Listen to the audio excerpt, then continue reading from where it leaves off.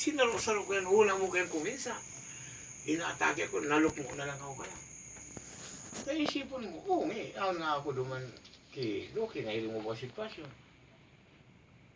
Sa katahabo ko man iaasa. Kung ano lang talaga tong, abo ko kaya ito baga. Ako may lalakawon. Tapos atagaroon ako alabado. Masabi lang ako kaya, lalakawon ko dito sa puso ko. Kung may magtawag sa kuya ng dikit na ano, sakay ko na. Pag pamasahin, makaudula ako sa Manila. Pagbalik ko, pautang na lang ako si Dupi. Kaya ako lang tawag sa kuya ni Dupi. Ay, Jesus, patawaran ako talaga. Totoo yan. Kahit ko nang inabutan ako na ning pinaka-depressed na siguro. Iniyo ko, payat na yan. Lubog na ako kuya. Nahirap na ako sa kuya. Nung nakita niyo ako, nakilaki ko sa kuya. Nakita ko. Ultimo ako pamasahe ko dito. Hindi tanong ko pa. Hindi kiling ako. Tapos na ako. Pag-abot ko dyan sa ano, maharap ako. Sir, kumusta na? Sir, kumusta na? Ano na, ano? Lapit na. Naka-pressure sa kuya. Grabe. Sa isip-isip ko lang. Sabi ko, kailangan ko kako ang damo. Pagkain ng kabayo. Sana wag naman mamutawi sa labi. Aanin ko pa ang damo kung ang sasakyan ko hindi naman. Hindi nagkakairin siya. Sige. Ipagdasal na lang yun. Ito ang kumakauli pa ang buhay. Matutulog. Yan si Isipani. Punta ako sa tawag na integrated barability sa pagkamalas ng aking abogado. Kasi sinasensip ninyo kausapin ko. Ako ganito training.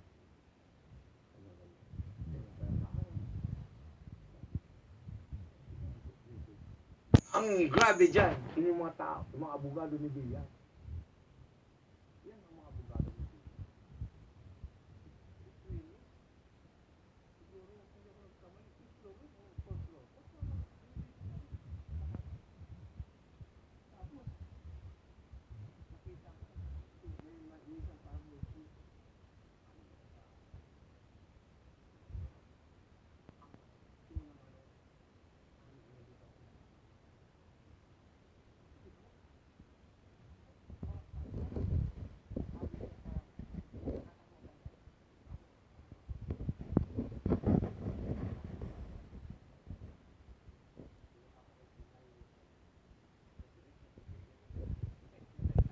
Ng Philly Senate ito.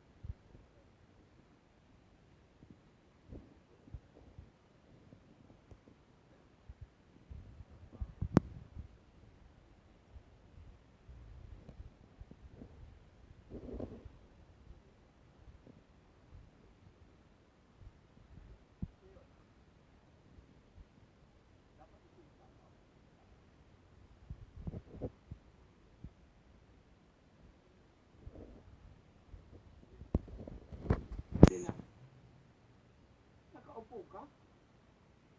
Kung hindi ako tumakbo, ikaw ang kulilat? Sinalubong pagkakulilat mo. Siyempre siya ni kapigatas. Pasalamat ka sa ko. Nakaupo ka. Congressman. Ah, duman yan sa putol.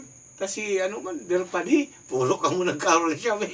Kaya sabi ko, utang nabot ka sa ko. Kundi ako nagdalagang congressman. Kulilat ka. Nakakasupog. Sinalo ko ang pagkakulilat mo. Kung busy ka o dahil iiwan siya, tinahan ka eh. Nagkapasalamat na kami mga ano. Kasi pa rin pulo kami niya, mabuti niyan. Ay, kaya si Mading Evelyn, ang agong kaya, kami pag yaon naman sa Maylong Center, kaya aram ko Maylong Center na yan, may problema yan, question mark yan. Kaya kung sinilo ni Digong, dapat lang. Ibalik yan sa tunay na may-ari. Kaya, ay kadakol. Saka bili man ako kipa din po. Yan ang pinakautakang ito bagang kap. I know the secret behind, pero no dito to quit. Basta, amigo ko yan. Nung makabangga si Togang kaniibilin sa Quezon City, ako masinagtabang kaya ng facility ta. Para mo naman sa mga squatter, dyan ako sa nayo. At dyan sa Quezon City, may nagirunduman ako dyan. Kung natatanda ninyo yung panahon ni Marcos na pinadalan dyan sa Tatalon, sa expropriation ng Tatalon. The first is expropriation, tanda ko yan. Pinadala dyan yung mga marine. Ayaw ako duman. Iyan, ninapod na phase 2 kang Tigrigi Aranita. Tanagong ba yan ni Ayri? So, alam ko ang lahat ng mga history niyan. Pati ito pala si Congressman Kalalay. Kapitan pa lang yan sa Masambong. Ay, no. Sa ang Masambong pala si Kapitan Falcon na putulan ng paa. Ito naman si Kalalay, kapitan pa lang yan. Nandyan ako nagtuturo sa barangay hall, nag-request siya ng manpower. Ako nasa inyo. Kaya nga dyan ko kinuha si Pardo na naging pag-recommend ko sa manpower sa TISDA. TISDA na ngayon. Matagal ako dyan sa Quezon City. I love Quezon City. Panahon pa yan ni Rodriguez. Yung opisina namin dyan, pinagsama yung manpower at saka yung DSWD. Dyan sa second floor, doon sa may Ngayon, nung bumaba na kami doon sa baba, DSWD doon na. Pero maganda na ngayon. Okay, panahon pa ni Mrs. Vergara. Saka si Ate Liti Mendoza. Yan, taga doon sa may Kings Point. Yung Kings Point, sa hari yan, hindi yan kay Madrigal, hindi yan kay Don Gregorio Madrigal Acopiado, hindi yan. Kaya nga si Acopiado nag-surrender sa akin eh. Naawa naman ako ng matandang yun, mabait yung ginamit na yun ng mga politiko, ng mga oligarch.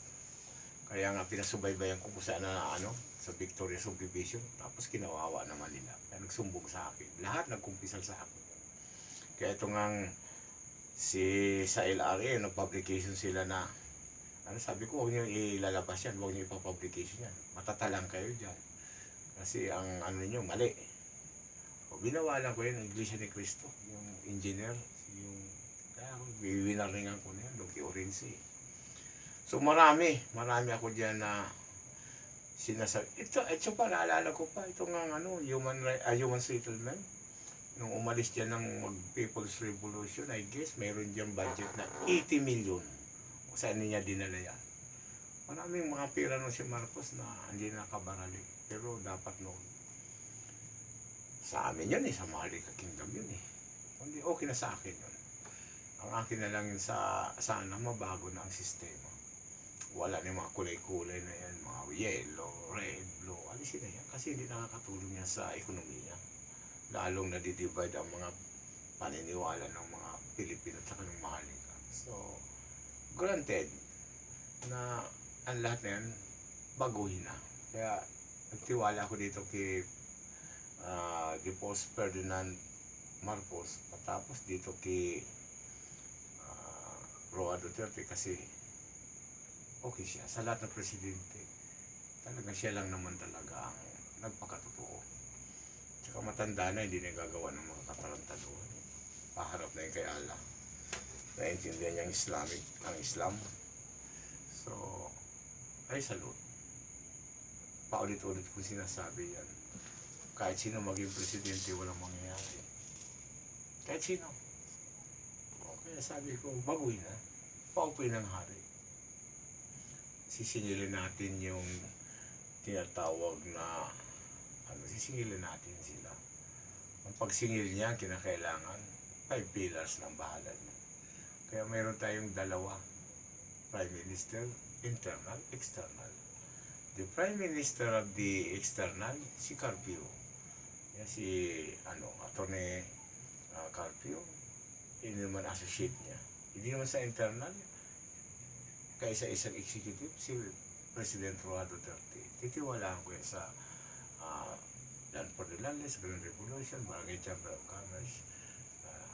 Balik tayo doon sa Quezon City. Speaking of Kapitan Falcon, nung mag-meeting sila sa Baguio, muntik nang mahulog yung mga kapitan. Pati ito si Beril, Alicia Beril, mga kasama sa rin. Alam mo, nag-sacrifice dyan si Kapitan ng Masambong. Yung paa niya siyang inilagay doon. O kaya naputol ang paa niya. Una, kaya kawawa na. Yun dapat nabigyan nila ng, sabihin na natin na alaala na may nagawa yun. Yun ang hero. Kaya kung ako, alam mo, makaupo ng sa aking kingdom, yung mga taong yun, bibigyan ko yun ng parangal. Kasi yun ang mga totoong naglingkod. Wala na eh, parang nawawala sa history. So marami pa akong naalala. Diyan naman sa Tatalon, may sinakripisyo siya ng buhay ni De La Cruz, na collateral damage yun. At saka ito si Pinoy, nung panahon na yun, nakasakay lang sa truck, puro man na yung papurma-purma. Natatawa ako kung bakit naging presidente yan. Pero siguro, dahil doon sa popularity, akala nila, ganito. Pero mali. Minislead nila yung talagang ekonomiya ng Republican, tsaka yung mahalika. Kaya sabi ko, kami ang kawawa. Kami ang nagsuffer. Bakit? Dinitipan nila for so long. Kaya hindi nila makuha-kuha yung kayamanan sa buong mundo. Hindi nila maibalik-balik dito. Sa wala lang silang jurisdiction. In the first place, dapat mayroon kang susundin niya ng protocol. Kaya siya sabi kong, may mga code dyan eh. Kaya nung sumulat sa akin si Depos Ferdinand Marcos, yun ang ginamit ko sa certiorari through Atty. Bihag, Lopez. Kaya yung lahat yan, mga dokumentado yan, hindi ko ikakahiyan kasi nag-sacrifice nga.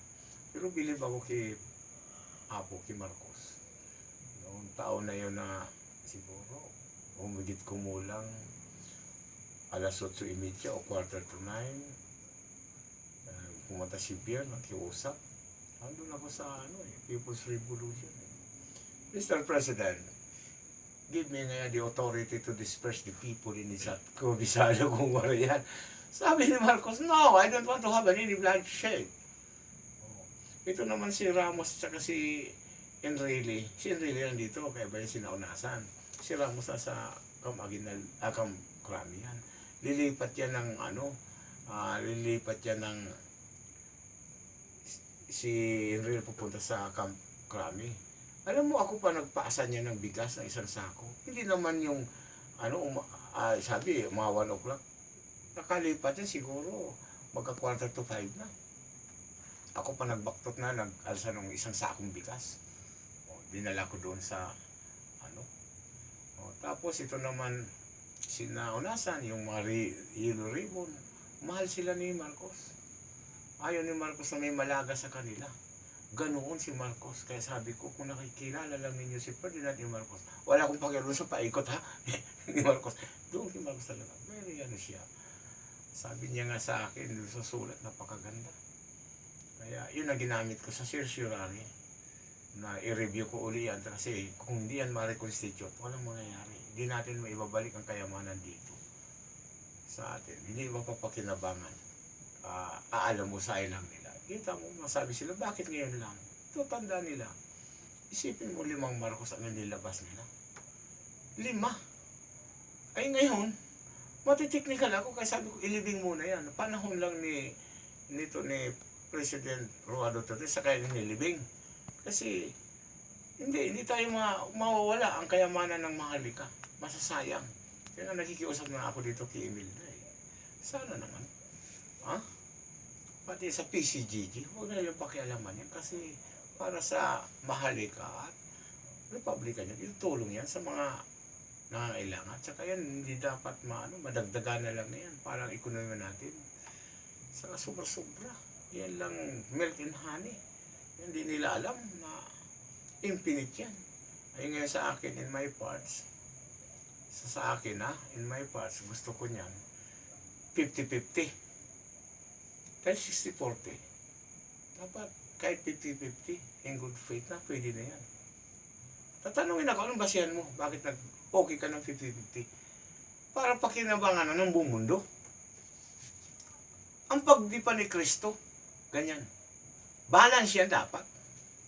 Yung isang magnanakaw at saka yung isang magnanakaw. Yung isang magnanakaw, dalawang magnanakaw yan eh. Pattern yan doon dapat. Yung 50-50.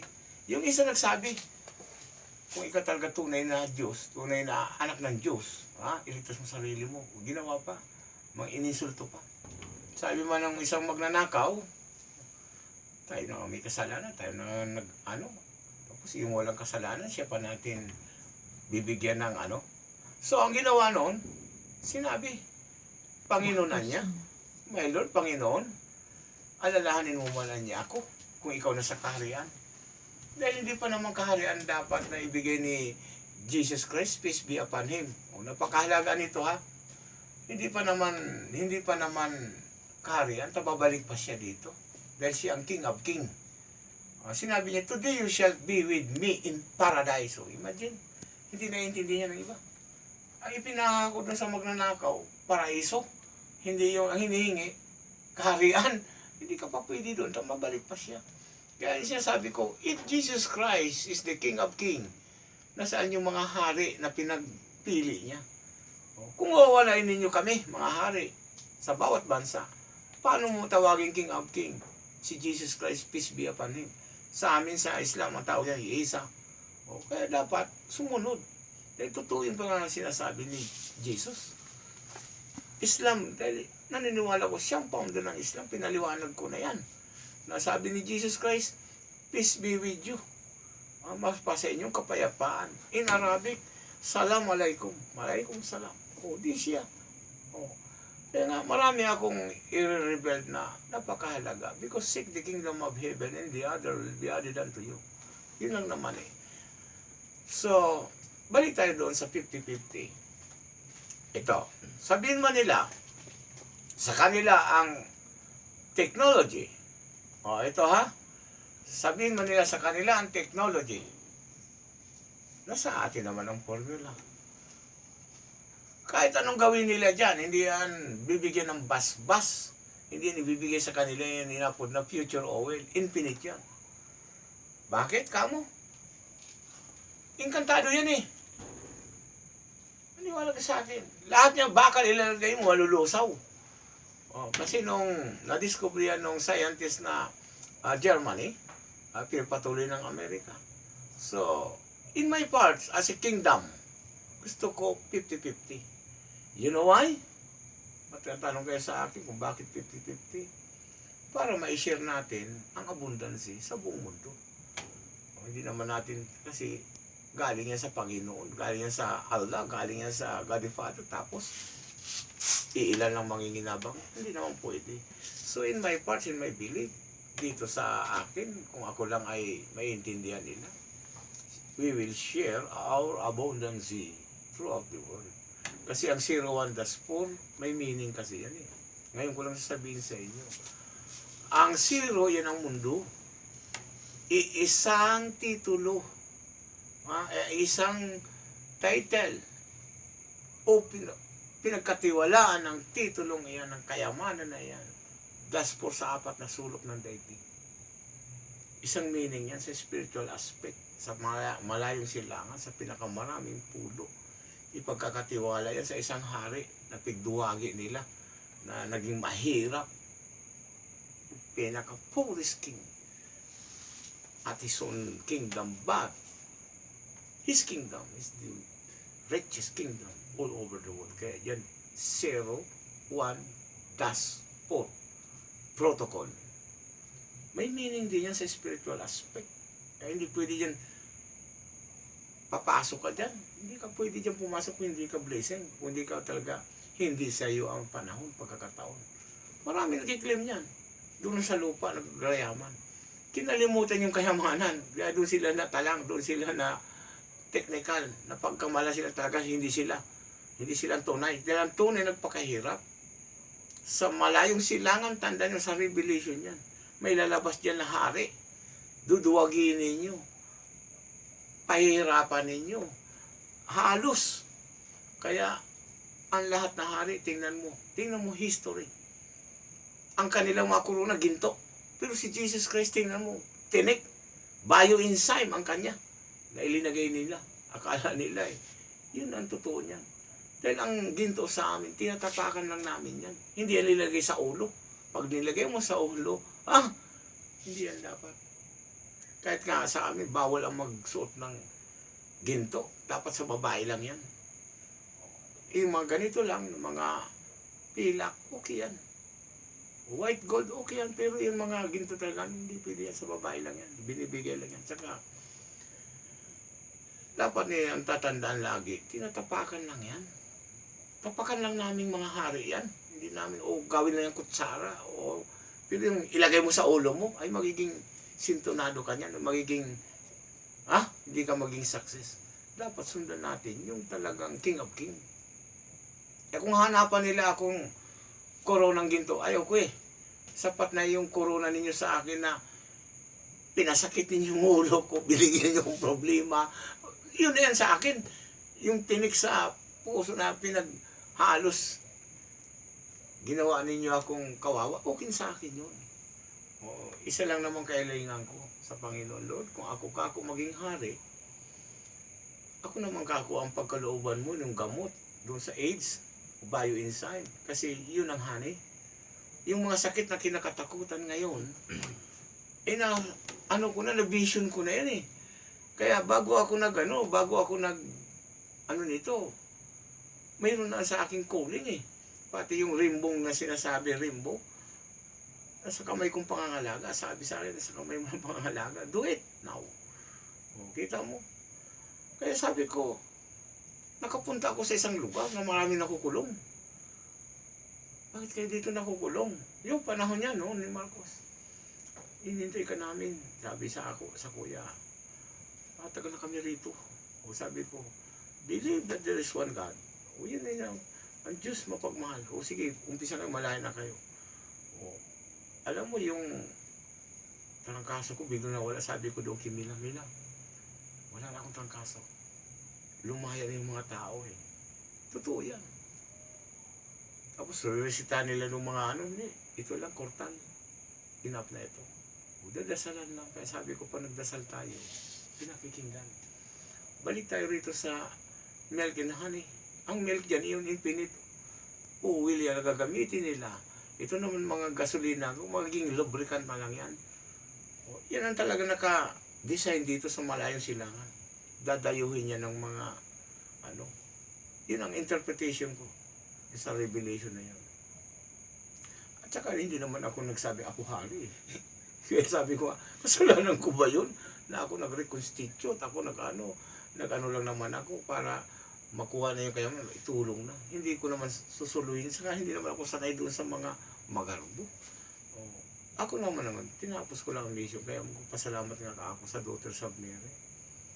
Parang, iniisip ko, parang si Moses, inalagaan nung pero ako naman okay, hindi naman ako, kahit na yung kapatid kong madin, ako pasalamat na ako, kasi dalawa kami magkapatid, isang Muslim, isang Kristiyano, galing ako tagal ako dyan sa Kristan, kaya sabi ko, wala akong maitulak sa inyo, wala akong maikabig, lahat kayo, anak ng Diyos There is no bad to all men, but there is something good to all mankind. Yun ang aking paniniwala, kaya magbalik loob lang tayo.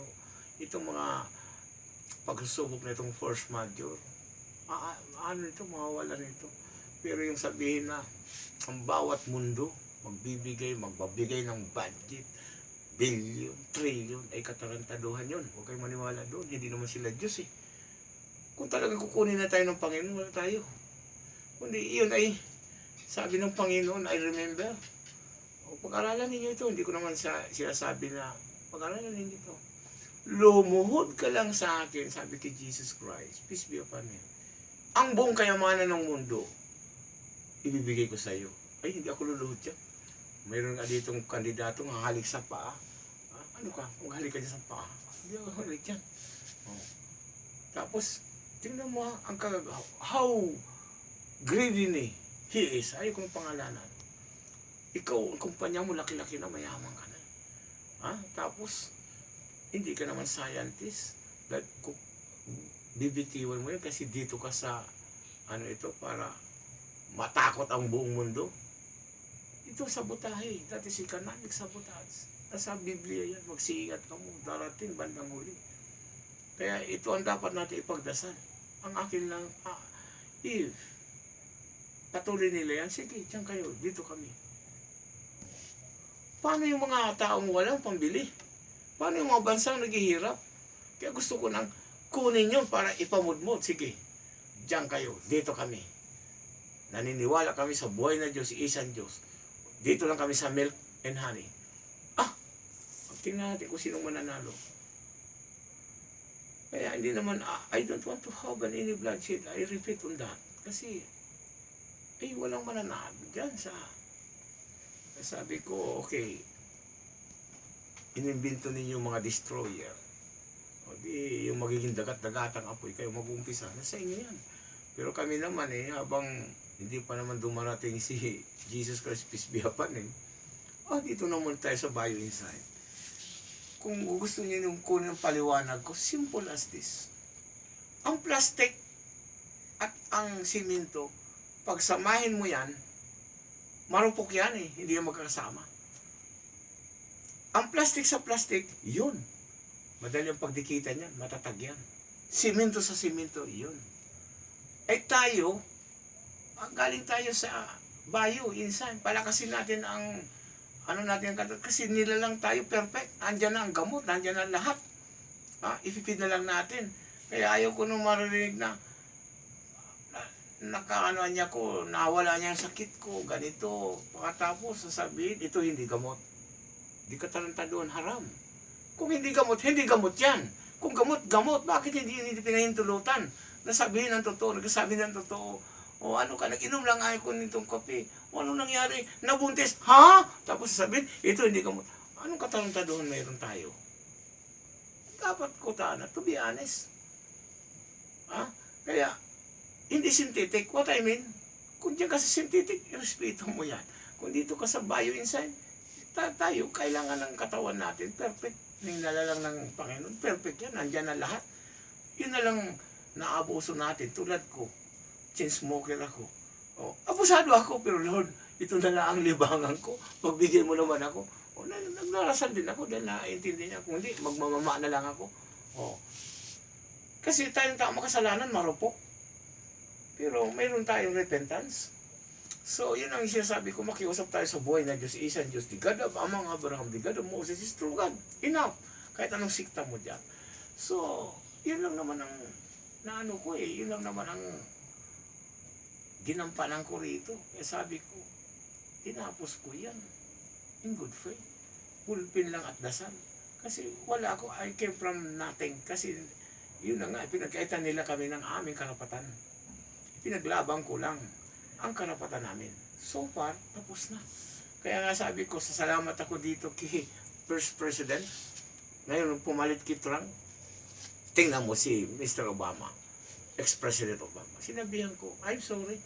Wala ka, punta ka rito, kanta-kanta ka lang. Sasariwain mo pa yung mga Bakit ganon? Hindi dapat. Dapat sinabi nila ang totoo. Committed sila sa amin, mga angkan. Ito naman si Trump, maliwasang negosyante. Nagsabi na ako na ganito. Hindi naman ako pinansin. Buti pa itong bagong presidente ngayon, kaya I salute itong bagong presidente, na sila ay committed sa Secession Treaty. There is Treaty of Paris. Ay, ibig sabihin ng Secession Treaty. Kaya nga sabi ko, isinacrifice na namin yung Guam, itong Hawaii, Papua Guinea, itong Palau. Diyan Palau, yun ang pagbomba sa Nagasaki. Yun ang diyan galing yan. Tapos, in the other island. Tapos ito ba man natitira ito? Sasaklawin pa nitong China? Huwag naman, huy. Panahon pa ng Ming Dynasty. Sumusunod kayo sa amin. Tapos panahon pa nitong nung World War II, pinarugutan tenga yung mga ano ninyo, wala kayong nagawa. Tapos maghahamon kayo. Huwag naman ganoon. Just respect. Isa-alang-alang ninyo yung porque tinalo ninyo sa ekonomiya yung kayo na ngayon maghahari-harian. Hindi yan tama. Kaya ang advice ko kay Jinping ba yun? Huwag naman gano'n. Respect. Kasi mamamatay tayo, di naman natin madadala yun. Pero kung igalang natin yung lalong na din sa Spratly Island, malaking bayaran ninyo. Tandaan ninyo, nasa record ko. Ito si Mao Zedong at saka si Chiang Kai-shek. Andyan. Hindi kayo makakalusot. Kaya please lang, huwag naman kayong ganoon. Sobra naman kayong akala niyo kayo nang powerful. Hindi kayo powerful. Nangyari na nung unang panahon pa hanggang ngayon. Gusto pa ninyong patunayan sa Panginoon, hindi kayo Diyos. Kayo magdidictate ng kinabukasan ng hindi kayo. You are not. So only God can do that. Kaya sinasabi ko, let the divine intervention do something. Kasi kung idinitipir ninyo itong nagkakandelap na ang mundo, anong may tutulong ninyo? Kaya, pag-aralan ninyo. Kaya ako saludo dito sa presidente nung sabihin niya lang na merong real claimant yan, natutuwa na ako. At doon nung kay Karen Judis, sabihin ko sa kanya, ang dokumento ko hindi kinalburuhan, nagdaan niya ng tamang proseso. Nagsakripisyo ako dyan. Hindi ako tulad nitong mga Talyanong ito, ng mga TBM, hindi ako tulad ng mga Espiritu Santong ito, hindi ako tulad niya, hindi iba ang ginampanan ko rito. I render my service, my mission and vision to finish. Tapos, nakikiusap ako, tulungan ninyo. Kasi, for humanity. Tinatagalog ko ng humanity doon sa mga inkantao. Kaya, alam mo yan, alam nila yun. Kaya, I am very much concerned about national and international security. Kaya nga may global immunity ako dyan para to avoid yung bloodshed. Pero pagdating naman dito sa mga barbaric, sa Regalian Doctrine, hindi ninyo pwedeng kunin sa amin ang karapatan. Kasi dinaan niya sa tamang proseso. So, I respect the new President of the American. Congratulations and welcome to the Sana. I hope and I guess to avoid no further disappointment and regret between the Maharlika Kingdom and your government. Just respect King Salam, Emilio del Pinila, Carlos Tagyan, the heirs land owner of 0 protocol. Yun lang. And let the government do something for me, the Republican. Kasi we will work together, hand in hand, to uplift ka namin. I repeat. So, with respect to Rodrigo Duterte, I promise you, I'll be with you, as I said, until to the last of my farewell, because I like you. So, don't hesitate, and don't be afraid, because God is with us. Yun ang inano ko. Kaya, sana, maging Prime Minister siya, internal dito sa, para ikaw, nasa kamay mo ang pangangalaga para mabago dito sa bagong kinusang pagbabago. Wala namang conflict yan sa Republican. Ang Maharlika, tutulong na nga eh. Pero magpakatotoo, and Mrs. Marcos, i-turn over na ninyo yan kasi hindi naman ninyo yan eh. Magiging papel di hapon yan, mga dokumentong yan. Issue of force na ninyo, isauli na ninyo. Upon reconstitute of 0 protocol, that is indispensable and descriptible. Even a million of years, there is a force and effect. Legally, hindi niyo pwedeng kunin ang kayamanan ng Maharlika Kingdom at ang territory. That's it. So, paulit-ulit ko yan. Kahit anong tanong, kaya sabi ko, sige, daanin natin to sa international. Kaya nga yung mga dokumento ko, red ribbon. Kasi nakahanda ko dyan. Para i-depends ako, di Maharlika Kingdom. Kung maintindihan niyo, salamat. Pero ito dapat na ikalat sa buong mundo. Why? kung si Cory noon sa revolutionary government, nagpapirma siya ng 1 million at humingi pa siya ng piso-piso, whatever. Sa akin hindi. Ang kailangan ko lang dito malaman ng buong mundo at mag-share din kayo because malaman ng buong mundo na itong mahalika tutulong to uplift the economy of the world. Ngayon, ganito yan eh. That is Vox Populi, Vox Populi, the voice of the people. That is the voice of God. Yun lang kasimple. Kapag iyan nalaman nilang katotohanan, walang dahilan para hindi i-release. Ang dapat na i-release at itulong yan. Let us give the abundance, especially to those third world country. At isa pa, I remember, ang sabi noon ni MacArthur during this speech, tandaan ninyo ito mga Amerikano ha,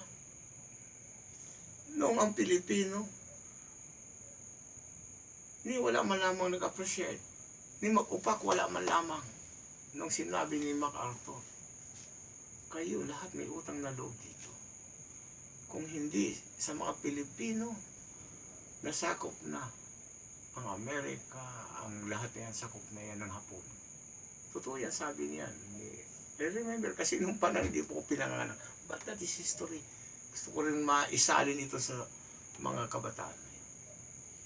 Kaya kayong lahat, mga bansa, may utang na loob kayo sa Pilipinas. And to the Maharlika. Alam mo, saka nag-upakan standing ovation.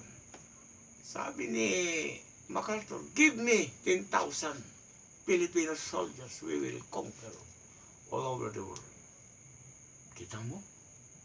O ngayon sa akin iba. If I have 1,700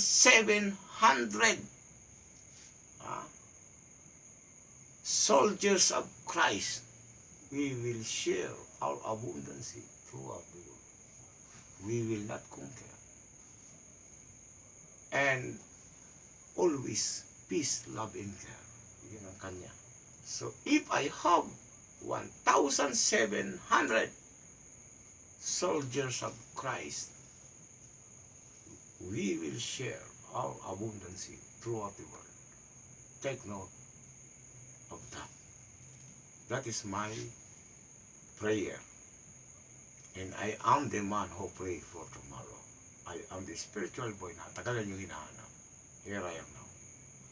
Ready to face for tomorrow. Thank you very much. So help us God. Assalamualaikum warahmatullahi wabarakatuh. This is what we call interview ba ito? Anong tawag dito? Ito ang makikita mo ang ano ng hari. Ito ako. Simple. Down to earth. Kaya ang akin na lang, pray for us. So help us God. Thank you very much. Hindi na tayo punta na. Tapos, i-ano mo na lang.